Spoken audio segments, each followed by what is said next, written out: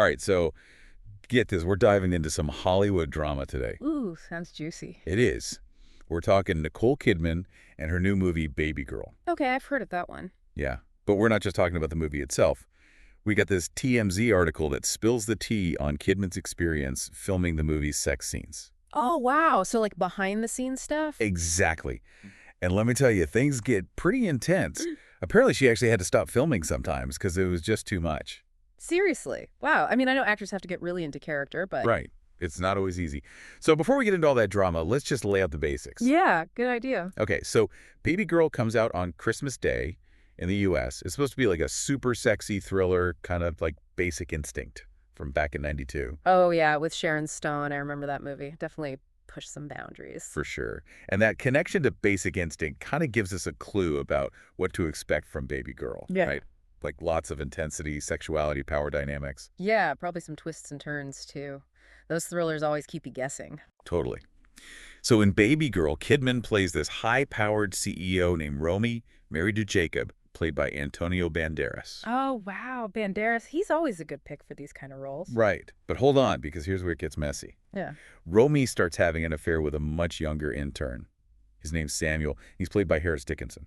Okay, so we got the classic forbidden love trope plus the whole corporate power dynamic thing. Yeah, and, those scenes between Kidman and her co-stars, well, let's just say they weren't exactly a walk in the park. I bet. I mean, it can't be easy to film those kinds of scenes. No kidding. Kidman told TMZ it was this crazy mix of sharing and trust and then frustration. Oh, wow. So it sounds like it got pretty real on set. Yeah. She even said she had to tell her co-stars to back off sometimes. Wow.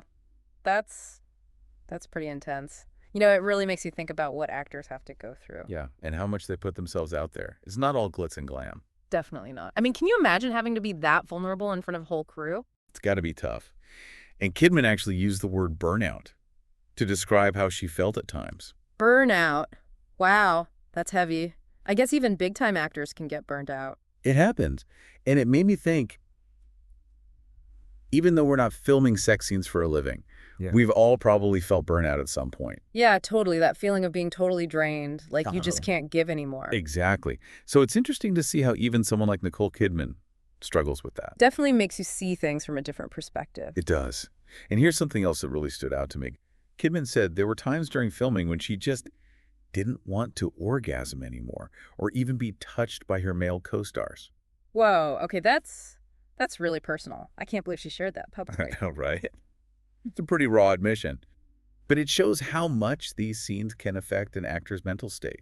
Like how they can really get under your skin. Yeah, it makes you realize that they're not just playing a part, they're real people with real feelings. Exactly. Hmm. And I think it raises some big questions about how we, as a society, deal with intimacy on screen. Yeah. Like, how do we enjoy these stories while also respecting the actors and their boundaries? That's a good question. It's a tricky balance for sure. And it's something that the film industry is definitely grappling with right now. Totally.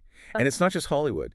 This whole conversation about consent and boundaries is happening everywhere. Yeah, it's like a cultural shift. And I think Kidman's experience really highlights that. I agree. So with all that in mind, let's shift gears a bit and talk about how Hollywood is dealing with these complex issues. You mentioned earlier that things have changed a lot in recent years, right? Oh, yeah, for sure. The #MeToo movement was a huge turning point. And there's been a growing awareness of the power dynamics at play on set. Right. So we're talking about a big cultural shift in how we think about intimacy on screen. But how is that actually playing out in practice? Like, what are some of the concrete changes that have been made to make filming these scenes safer and more comfortable for actors? Well, one of the biggest changes has been this whole rise of intimacy coordinator. Intimacy coordinators. Yeah. Okay, so what do they do exactly? So basically, they're like choreographers, but for intimate scenes. Okay, I get it. Yeah.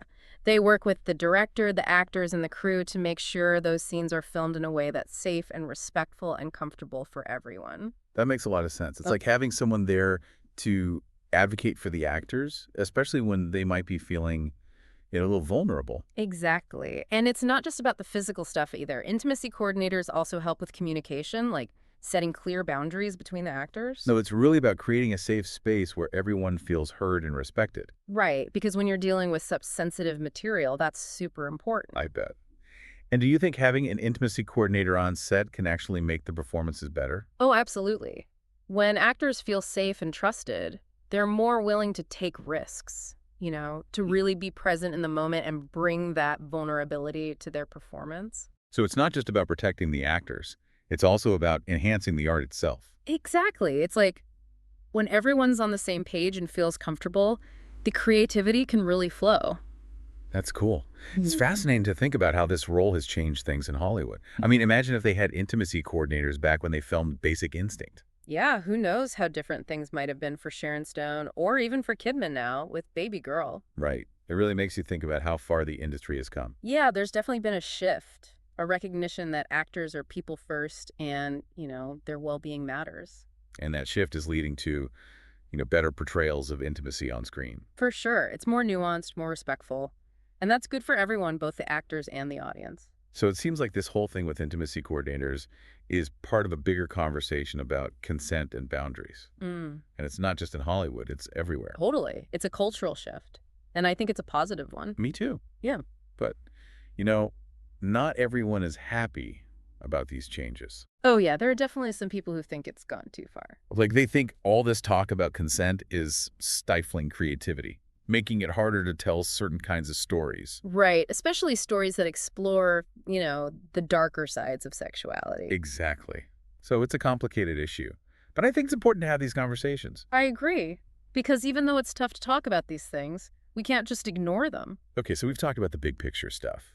But let's bring it back to Nicole Kidman and Babygirl. We know she had a hard time filming those intimate scenes.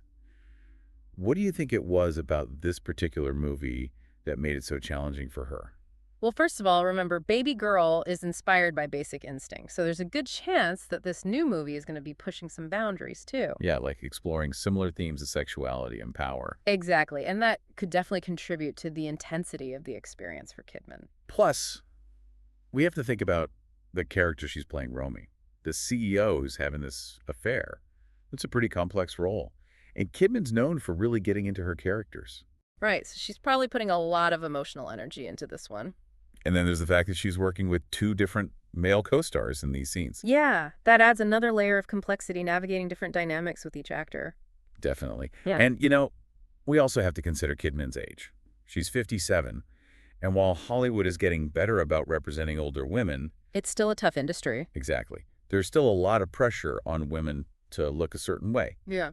especially in scenes that are, focused on their sexuality. It's true.